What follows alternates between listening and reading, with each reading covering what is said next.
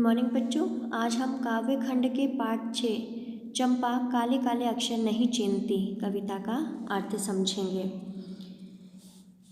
इस कविता में भोली भाली अनपढ़ ग्वाल बाल चंपा का चित्रण किया गया है, जो पढ़ाई लिखाई के महत्व से अनभिज्ञ है और गाय भैंस चराती है। चंपा काले काले अक्षर नहीं चीनती, मैं जब पढ़ने लगता हूँ वह आ जाती है, खड़ी खड़ी चुपचाप सुना करती है। उसे बड़ा अचरज होता है इन काले चिन्हों से कैसे ये सब स्वर निकला करते हैं।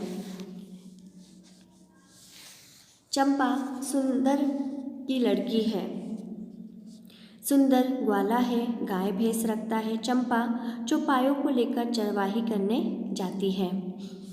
कवि बताते हैं, चंपा नामक यह लड़की एकदम अनपढ़ है, यह काले काले अक्षरों को पहचान तक नहीं पाती, निरक्षर है। इतना अवश्य है कि जब मैं पढ़ने लगता हूँ तो कौतूहलवश मेरे पास आ जाती है, मुझे उन अक्षरों को बाँचते अथवा पढ़ते हुए सुना करती है। मेरे इस प्रकार काले काले वर्णों को देखकर पढ़ने पर उसे बहुत आश्चर्य होता है। वह सोचकर परेशान होती है कि इस काले प्रतीकों में से ये ध्वनियाँ कैसे निकलती है। वह इन अक्षरों में छिपे रहस्यों को समझने में असमर्थ है। कवि बताते हैं, चंपा सुंदर नामक एक गोपालक की बेटी है, जो आजीविका के लिए गाय भैंसे पालते हैं। चंपा इस कार्य में अपने पिता का सहयोग करती है और उन 4 पैरों वाले जानवरों अर्थात गाय भैंसों को चराने जाती है। चंपा अनपढ़ है और पशु चराती है। चंपा अच्छी है, चंचल है, नटखट भी है, कभी कभी ऊधम करती है, कभी कभी वह कलम चुरा देती है। जैसे तैसे उसे ढूंढ कर जब लाता हूँ पाता हूँ अब कागज गायब, परेशान फिर हो जाता हूँ। चंपा कहती है, तुम कागज ही खोदा करते हो दिन भर, क्या यह काम बहुत अच्छा है? यह सुनकर मैं हंस देता हूँ, फिर चंपा चुप हो जाती है। कवि चंपा के बालपन की शरारतों एवं स्वभाव का वर्णन करते हुए कहते हैं कि चंपा एक गरीब ग्वाल परिवार की बेटी, वो स्वभाव से बहुत अच्छी है, थोड़ी शरारती है, हंसी मजाक भी करती है, मस्ती भी करती है। कभी कभी उसकी शरारतें अत्यधिक बढ़ जाती हैं और कवि को परेशान करने लगती है। कवि से आंख बचाकर वह कभी कभी उसका पेन चुरा लेती है और छुपा देती है। ऐसे में पेन न मिलने पर कवि परेशान होकर पेन ढूंढते हैं, और जब पेन ढूंढते हैं और मेज पर आकर देखते हैं तो कागज गायब हो जाता है। इस प्रकार वह उन्हें परेशान करती है। चंपा कवि के साथ हंसी मजाक कर शरारतें करके उन्हें परेशान भी करती है, जो उसके बाल सुलभ मन की स्वाभाविक गति है।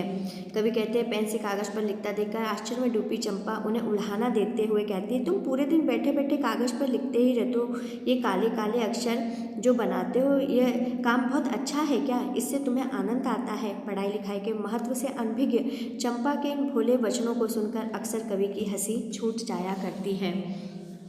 उस दिन चंपा आई, मैंने कहा कि चंपा तुम भी पढ़ लो, हारे गाड़े काम सरेगा, गांधी बाबा की इच्छा है, सब जन पढ़ना लिखना सीखें। चंपा ने कहा कि मैं तो नहीं पढ़ूंगी, तुम तो कहते थे गांधी बाबा अच्छे हैं, वे पढ़ने लिखने की कैसे बात कहेंगे, मैं तो नहीं पढ़ूंगी। एक दिन कवि जब पढ़ लिख रहे थे तो चंपा आ गई। कवि ने अपना कार्य रोक कर चंपा से कहा कि चंपा तुम स्वयं भी पढ़ना लिखना सीख लो, मुसीबत के समय ये तुम्हारे काम आएगा। हर किसी को साक्षर बनना चाहिए ताकि विपरीत स्थिति में पढ़ाई उसके काम आ सके। कवि चंपा को पढ़ाई लिखाई का महत्व बताते हैं और उसे प्रेरित करते हैं। कवि कहते हैं, महात्मा गांधी भी चाहते थे कि देश के सभी नागरिक पढ़ना लिखना सीखें, वे साक्षर बने। निरक्षर चंपा बाल सुलभ समझ के साथ कवि को उत्तर देती है कि वह तो नहीं पढ़ेगी। तुम तो कहते थे कि गांधी जी अच्छे व्यक्ति हैं, यदि वह अच्छे व्यक्ति हैं तो किसी को पढ़ने लिखने की सलाह कैसे दे सकते हैं?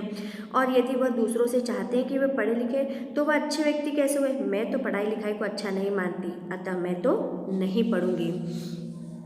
मैंने कहा कि चंपा पढ़ लेना अच्छा है, ब्याह तुम्हारा होगा, तुम गौने जाओगी, कुछ दिन बालम संग साथ रह चला जाएगा। जब कलकत्ता बड़ी दूर है, वह कलकत्ता कैसे उसे संदेशा दोगी, कैसे उसके पत्र पढ़ोगी? चंपा पढ़ लेना अच्छा है। कवि चंपा को समझाते हुए कहते हैं कि चंपा पढ़ना लिखना बहुत ज़रूरी है, तुम बड़ी होगी, तुम्हारी शादी हो जाएगी, शादी के बाद जब तुम्हारा पति ससुराल में तुम्हें छोड़कर कलकत्ता जाएगा, दूर शहर नौकरी करने जाएगा, तो तुम उसे कैसे अपनी खबर भेज पाओगे?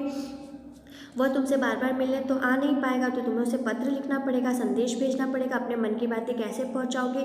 और कभी कभार पत्र आएगा तो तुम पढ़ भी नहीं पाओगे। इसलिए तुम मेरी बात मानो और पढ़ना लिखना सीख लो, यह तुम्हारे भविष्य के लिए अच्छा रहेगा। वैसे भी सभी को साक्षर तो होना ही चाहिए।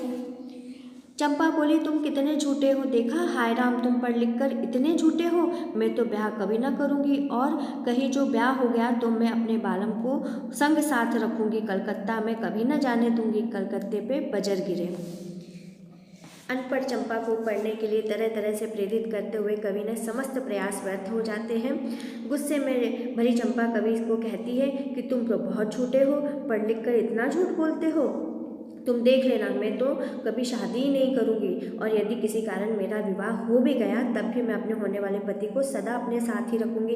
काम काज अथवा कमाई के लिए कभी भी अपने पति को दूर कलकत्ता नहीं जाने दूंगी। ऐसे बड़े शहर कलकत्ता पर तो वज्र गिरे, अर्थात खूब सारी विपत्ति आ जाए, जो किसी से उसका जीवन साथी दूर ना हो सके।